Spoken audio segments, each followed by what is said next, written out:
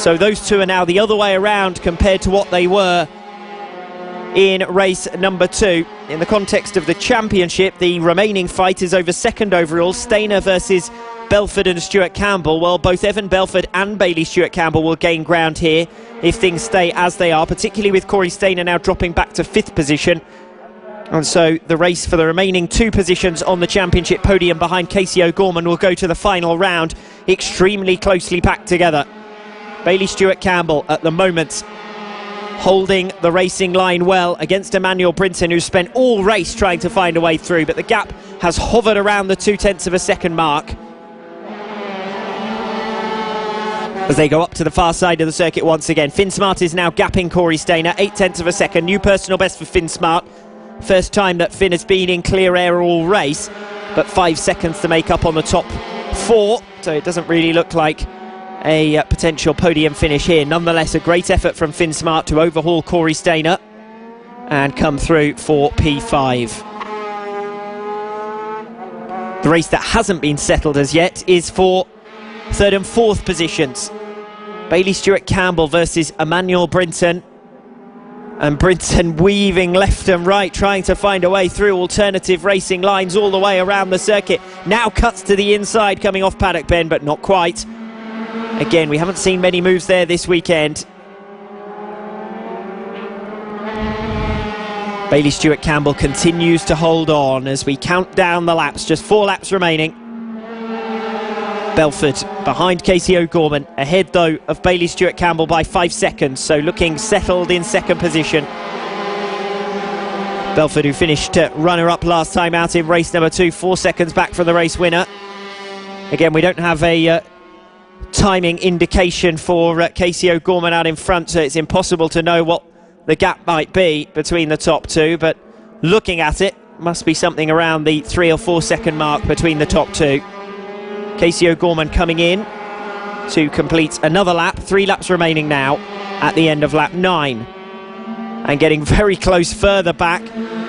Emmanuel Brinton having to back out of it as they came up to lap traffic, and that's going to have cost a good few tenths of a second. In fact, Bailey Stuart Campbell now looks to have 3rd place sewn up. That's really bad luck for Emmanuel Brinton, who just catches one of the lap runners at the wrong moment coming into Paddock Bend. Stuart Campbell had already come through. Brinton then got held up on the apex of the turn, and we'll see exactly how much time that's cost Emmanuel Brinton when they get to the end of this lap. But it looks as though the top 5 positions could now be settled. Race still ongoing for 7th. Jaden Toomer under pressure from Saffron Watley further back down the field, as Casey O'Gorman continues to come through the lapped runners, but Saffron setting a new personal best on the previous lap of 53.5. 0.3 of a second back then from Jaden Toomer and closing. And with an opportunity perhaps to make an overtaking manoeuvre as well. Just watching those two snaking through. Thomas Gomes up ahead of them. Here they come then round the final sequence of turns. 0.4 of a second now the gap. Saffron Watley's actually dropped back in that group to 9th position, so not sure what happened there later on in that lap to allow Sean Abel back through. Saffron Watley, having recovered to 9th, now ends up back in 10th. Elliot Crosby just outside of the top 10, 1 second behind, but in that group. They're entering the final lap now. It's Casey O'Gorman who leads. Evan Belford in 2nd position, and Bailey Stuart Campbell with Emmanuel Brinton right back on his tail once again. So Brinton has undoubtedly shown a pace advantage, but hasn't been able to convert it, whilst being tucked in behind Bailey Stuart Campbell for the entire race distance. So that's going to settle things then, with Casey O'Gorman out in front, Evan Belford 2nd, Bailey Stuart Campbell 3rd ahead of Emmanuel Brinton. Finn Smart isolated in 5th position after passing Corey Stainer earlier on. And as for the championship, well, 4th position is going to get the better of 2nd and 3rd position also, so it's going to tighten up in respect of the 2 remaining championship fight positions behind Casey O'Gorman, who wins yet another race, already confirmed as champion. Evan Belford 2nd over the line, and as for the race for 3rd, it's Bailey Stuart Campbell that takes it ahead of Emmanuel Brinton by 0.4 of a second. Finn Smart, just rounding the final turn, will take 5th ahead of Corey Stainer, who will finish in 6th position. And then that group of Thomas Gomes, Jaden Toomer, Sean Abel and Saffron Watley. In fact, Sean Abel is going on the attack here on the final turn, going to go for a cutback, drag race down to the line. Sean Abel may just nick this, not quite to my eyes, and indeed that's then confirmed out on the timing. Less than 1/10 of a second Sean Abel was back from Jaden Toomer over the finish line, and another few metres before the finish and Sean Abel would have got that move done, but not quite. He will have to put up with 9th position ahead of Saffron Watley in 10th and Elliot Crosby, who finishes 11th. The original and best British championships for mini bikes. This is Cool Fab Racing. This is the Cool Fab Racing British Mini Bikes Championship, the official partner series to the BSB.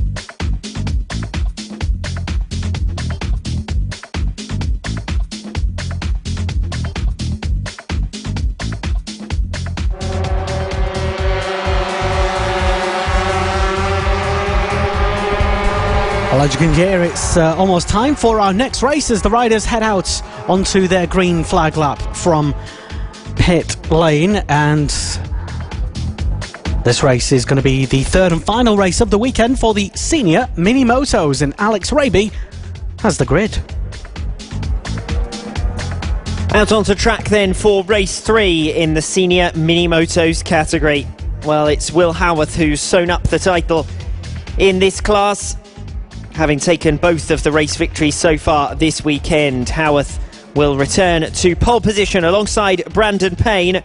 Been a successful weekend for Payne with 2 second place finishes, moving himself into contention for 2nd in the series overall, along with Matt Birkin and also Mark Payne. Mark Payne finishing 3rd place in each of the 2 races so far. Mark Payne has come twice through from 7th position on the grid and up to P3 at the checkered flag, so we'll see if Payne can do the same again here. Behind Brandon Payne in 2nd position on the grid at the 2nd row is Justin Bainbridge and Paul Nicholls. Saw Bainbridge with problems last time out, eventually came in down in 10th position. Paul Nicholls alongside. 3rd row of the grid, Nick Bennett and Ryan Grant. Bennett has always been in the thick of the action. Mark Payne and Andy Whedon, both of those riders expect to move forward as the race goes on. Josh Data, Ross Michael and Matt Birkin further back down the order. Great start there for Will Howarth, and away they go up to the far side of the circuit with Howarth leading the way in towards the spoon, with Howarth out in front.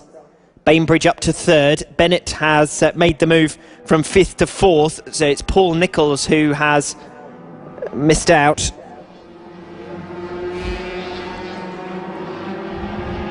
Howarth leading, but not by very much at all as they come in towards Devil's Elbow for the first time. And Justin Bainbridge seems to be on the move as well, chasing down 2nd position. Running a little bit wide though through Devil's Elbow, and at the moment, well, the top 6 or 7 are going in an absolute group together. Very interesting start to this race, not least because Charlie Nesbitt is out there on one of the senior mini motos, up to 7th position, having started right at the back. And actually Charlie Nesbitt was the fastest of all of them on that opening lap, just to just to throw into the mix something a little bit different in race number 3. Will Howarth has started to break clear, over half a second ahead of Brandon Payne now, who sits in second position.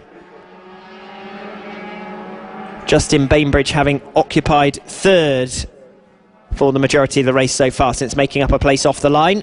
Nick Bennett still in fourth. Fifth place with Mark Payne, who has come through once again from 7th on the grid, but hasn't been able to make much more of an impression than that. Charlie Nesbitt now on Mark Payne's tail, having got the better of Andy Whedon on this lap.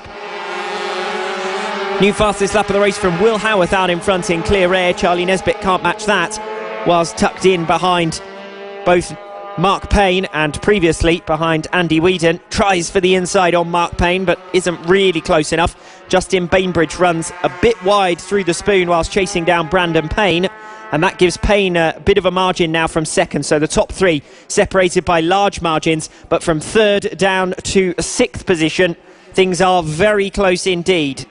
Looking at it, it's less than 2 seconds. Around the outside comes Charlie Nesbitt, all the way around the outside of Mark Payne. Not many have done a move like that on the outside into that right-hander, or into the sequence of 2 right-handers. Halfway through a sequence of 3, Nesbitt really going for it now. Bit between his teeth, charges down the inside of Nick Bennett, runs wide off the final turn. He's egging the machine forward. Bennett's been passed by 2 riders in 2 turns. Mark Payne has taken the opportunity presented by Charlie Nesbitt, making a hole up the inside of Nick Bennett, and Mark Payne's taken it as well. And Nick Bennett now drops down to 6th position. Well, Charlie Nesbitt coming through the order has not only provided overtaking action from Nesbitt himself, but it's also given the others an opportunity to force one another out of the way. Mark Payne was faster than Nick Bennett by half a second on lap 3, and then down the inside at the start of lap 4 to come through. So it's now Will Howarth leading us from Brandon Payne in second. Howarth looks a comfortable leader, but Charlie Nesbitt now in clear air. We'll see what the outright pace is from Charlie.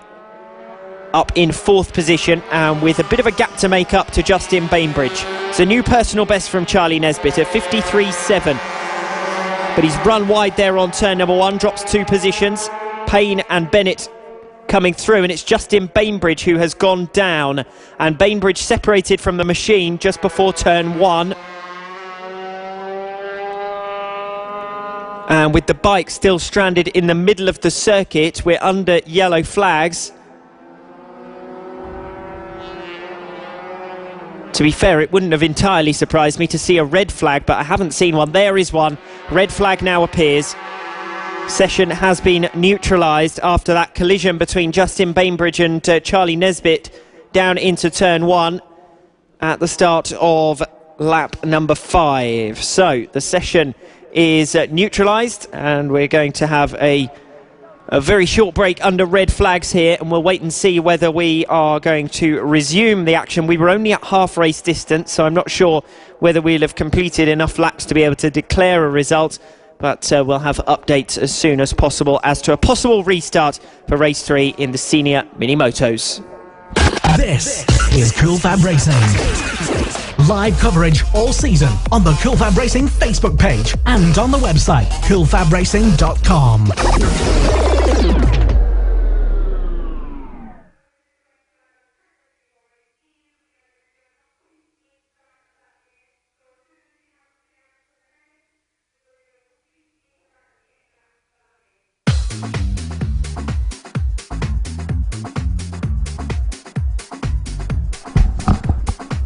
So under red flag conditions in the senior mini moto race, and we've had it confirmed from race control that there will be a full restart of the race. So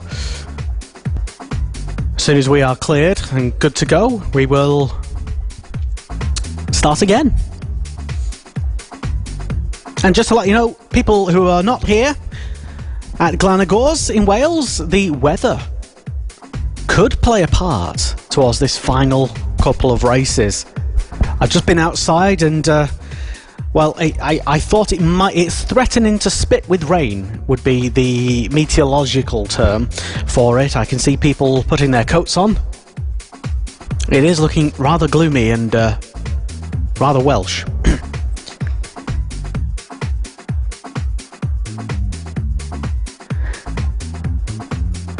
cows are enjoying this Sunday afternoon over in the field, so that's rather good. Thank you very much to everyone who is still tuned in live on our Facebook stream.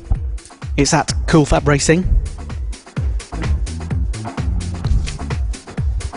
And on our website as well, coolfabracing.com. And we want to know who you're supporting this afternoon in the senior mini motos and in the next race, the junior LC40s after these. And then the final race, Pit Bike 140 and Moto Team category. Will Brad Ray start at the back of the grid? Well, presuming he's still here, he might have packed up and gone home.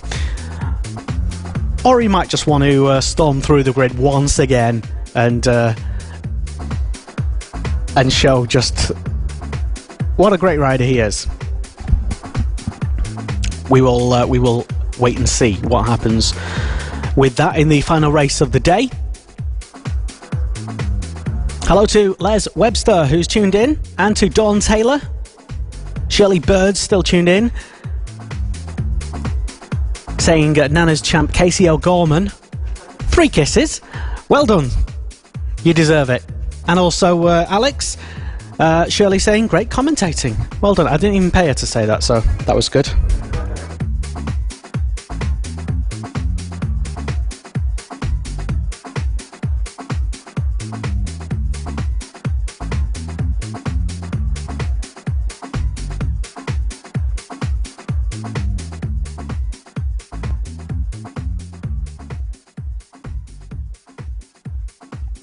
So this restart of the senior mini motos will be a 6-lap race.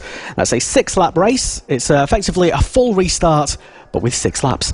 And to talk us through it, once again, Alex Raby. Well, thank you very much to Shirley. Always appreciated that kind of comment. So thanks very much. It's made your day, that hasn't it? Hope you. Yeah, perhaps I paid her, Lester. You said you didn't, but perhaps I did.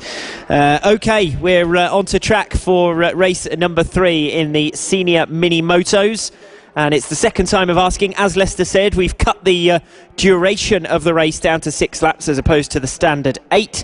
And, well, to be fair, the riders had completed 4 at the time of the stoppage, so they're going to get an extra couple of laps out of us here this afternoon. But we are running things in good time here in North Wales. The penultimate round of the 2017 season.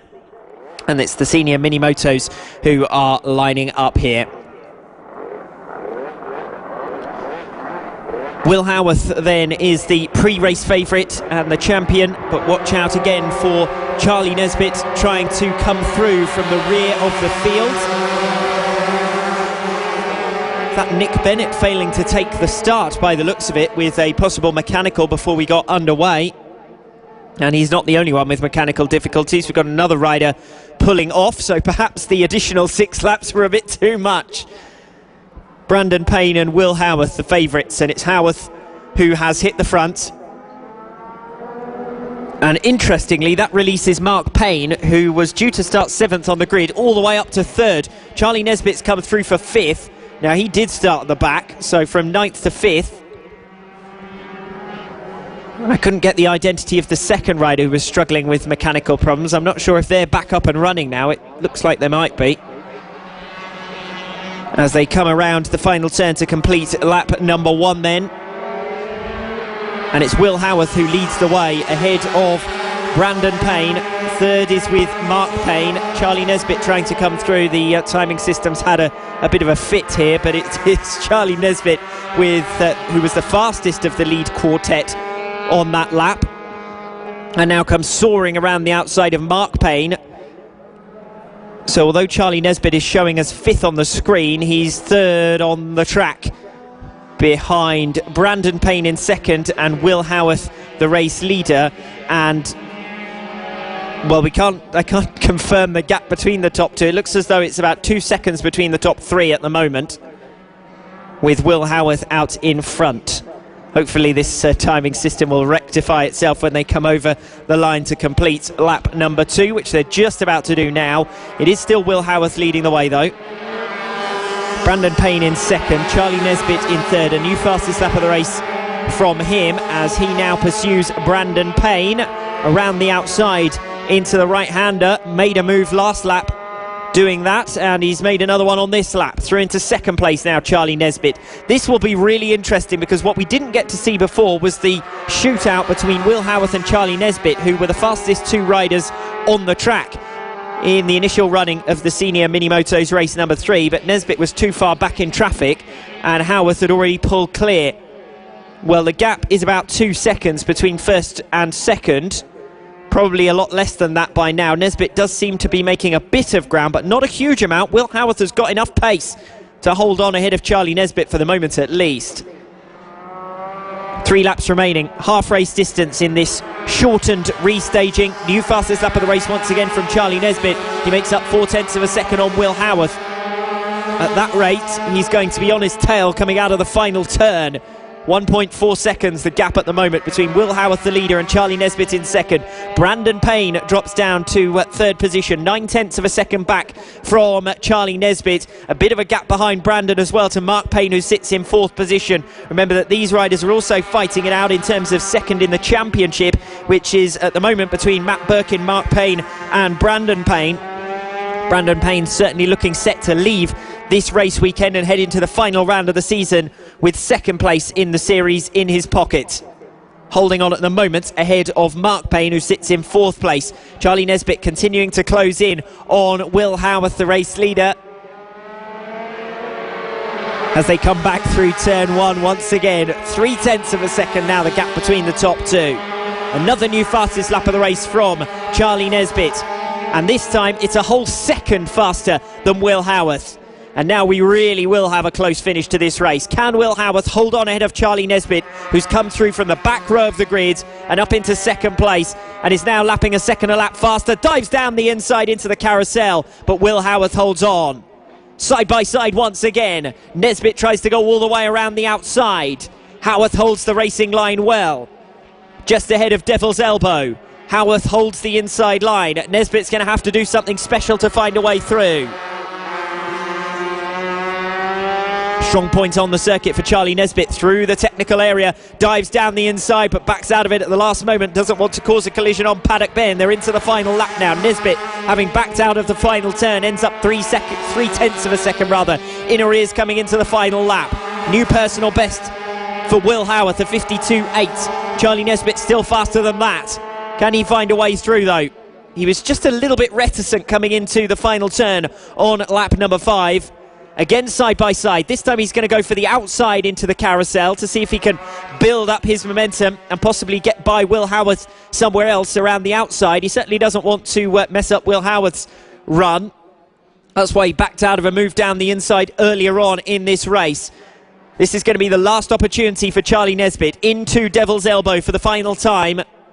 The checkered flag already being readied as they come in through lap traffic. Nesbitt goes right up to the inside. He's not going to get there. Will Howarth holds on. And Charlie Nesbitt, I think, probably scared himself a little bit there as he almost took to the grass ahead of Paddock Bend and then rejoins the circuit to come in to the checkered flag behind Will Howarth. Howarth takes it then, setting a new personal best on the final lap of 52.7, wins by half a second over Charlie Nesbitt.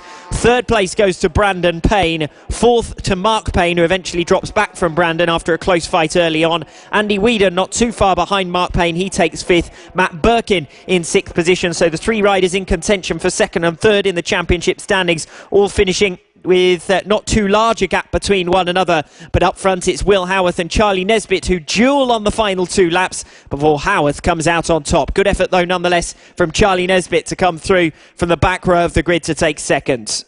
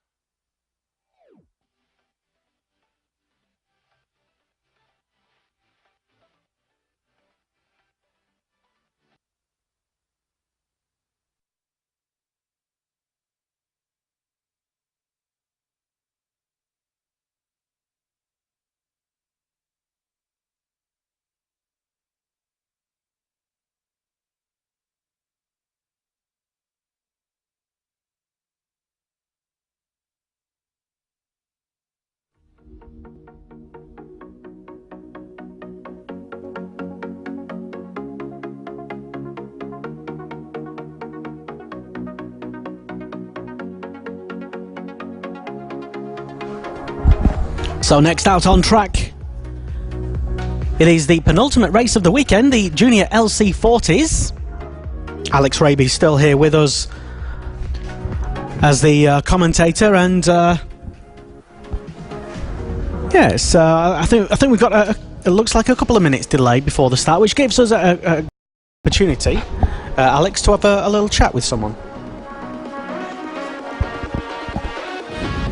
Joined up here in our commentary position by Sullivan Mounsey, winner of 2 of the 3 races in the AC40 rookies this weekend. So a very successful weekend for you. Yeah, it's a good weekend, thanks. And so pleased with that last win, because it was very close in the later part of that race, wasn't it? Yeah, because Carl's going up my inside, around the outside of me, and then I took the defensive line, and then he started to turn in, then he went into my handlebars and crashed. So 2 race wins out of 3. Obviously in the championship you were out injured towards the start of the year, weren't you? So you missed 2 of the rounds. So you pleased how you've come back since that? Well, yeah, I'm quite happy that I'm 6th in the championship. But I'm happy that I've got somewhere good where I know that I'm better than what I've got. But I can try, I know what I can do for next season, and I just want to do what I've done this season. And in the meanwhile, of course, you can enjoy winning, as you have done in 2 of the 3 races this weekend, which has been very impressive indeed. So well done to you on your efforts this weekend. The target for the next round is to do much the same, I think, because you made up a lot of points on everyone at this round. No one could match you. Yeah, but I couldn't get a third. I can't win the championship. I can't come 2nd, or I can't come 3rd. So it's all about just getting points, because it was like, no, we need to win this much races, this much, and this much, and this much. But then I was like, oh, okay, we might as well just do points now, because all I need is just a few. I could do where I want to come is in the top 5 this year. Yeah. Well, I would suggest, I haven't got the scores in front of me actually, but I would suggest that's very possible, because you scored 70 points this weekend. The nearest person behind you scored 46, so you've made up a lot of ground. Well, Sullivan, I'm going to let you go, because we're on track now for race 3 in the Junior LC40s. But thanks very much for joining us, and do join us again in the future. Okay. So race 3 in the Junior LC40s category then, and it's Casey O'Gorman and Ross Maguire who are starting on the front row and as the favourites, as they make their way into the infield section for the first time. In terms of the series standings overall, we've confirmed previously that in the Junior LC40s, it's Casey O'Gorman who's got things wrapped up. And it is O'Gorman who has the advantage here. Ross Maguire tucked in 2nd position. Johnny Garnis at the moment in 3rd. Dropping back to 5th position, Taylor Lawrence. Saw so much chaos on the last lap of this class last time around. It was almost wacky races. We had riders falling off from the lead. In fact, I think we had 3 different leaders all fall off. But so far, the curse of the Junior LC40s hasn't been continued in race 3. Bailey Stewart-Campbell coming at the group. Done well to move through into 4th position from 7th on the grid. Under some pressure now, though, from Taylor Lawrence in 5th position. 3rd, 4th and 5th, all very closely packed together on the circuit. Casey O'Gorman leads it by 0.2 of a second. Ross Maguire just behind. Johnny Garnis then leading the next train of riders, but Garnis is pulling the 2 of them with him as he closes in on the top 2. And we're back to a group of 5 riders up front, all nose to tail. A familiar story in the Junior LC40 category. O'Gorman, Maguire, Garnis, Taylor Lawrence, the fastest of the lead quintet on that previous lap. And in fact, Lawrence is having a nibble at Johnny Garnis up into the top turn, but can't quite get through. Garnis holding on for P3 for now. O'Gorman, Maguire, Garnis, Lawrence. And then Bailey Stewart-Campbell dropping a little bit away in 5th place. Lawrence looking to the inside, move made, and from a distance back as well. Taylor Lawrence comes through down the inside of Johnny Garnis to move up into a provisional podium position. O'Gorman and Maguire now need to watch out for Taylor Lawrence, who was the fastest of all of them on lap number 2, setting the fastest lap of the race, and seems to have pace in bagfuls here to close in on Ross Maguire as well for second place. Coming around the final turn to complete lap number 3, and they're all going every which way as we've got one run off the circuit. Ross Maguire's lost second place. Johnny Garnes has recovered ahead of Taylor Lawrence, who ends up missing out. Carnage on the final turn of lap number 3, and well, we've said it before that the junior LC40 category often throws up some dramatic incidents, and that was another of them. Casey O'Gorman out in front now from Johnny Garnes in second position, Taylor Lawrence in third, Bailey Stewart-Campbell in fourth position, and Ross Maguire relegated down to P5 as again they dice for second place. Johnny Garnes versus Taylor Lawrence. Lawrence has already once had to pass Garnes, did so well, and then on the final turn of the last lap around, everything changed again with Maguire running off and Lawrence losing a position at the same time. Now the completion of lap number 4, half race distance. Casey O'Gorman leading 0.2 of a second. Johnny Garnes with a new personal best of 52.5. Taylor Lawrence dropping back slightly. Bailey Stewart-Campbell further in arrears. Entertaining action in this race so far, the penultimate race of the day. Race number 3 in the junior LC40 category. The top 4 separated by less than a second, in a very similar position to what we've been in the 2 previous races. The leaders very evenly matched in terms of pace as they come through the infield section once again. O'Gorman 0.2 of a second clear of Johnny Garnes, who was the fastest of the lead quartet on lap number 4. Taylor Lawrence in third. Lawrence looking for a way through. O'Gorman runs wide, has to go defensive, blocks out Garnes. Does that give Lawrence an opportunity? Through Devil's Elbow once again, not quite, but O'Gorman got it wrong on the entrance to Devil's Elbow. It's O'Gorman still who leads from second, less than 1/10 of a second between the top 2. Taylor Lawrence flicks it to the inside now, up the Dragon Straight once again and into the right-hander at the far end of the circuit, but he can't quite get alongside, and Garnes holds on. O'Gorman, Garnes, Lawrence and Bailey Stewart-Campbell, the top 4, making their way around the spoon now. Dropping back in 5th position, Ross Maguire, as at the fringes of the top 10, Declan Connell has worked his way from 14th on the grid and back up into P9. So a good effort from Declan Connell, who's among the top 5 in the championship standings in the junior LC40 category. It's Casey O'Gorman still leading. Got it wrong coming into this sequence last lap around, but so far it's been tidy on lap number 6. Time ticking away for his rivals if they want to get the better of him.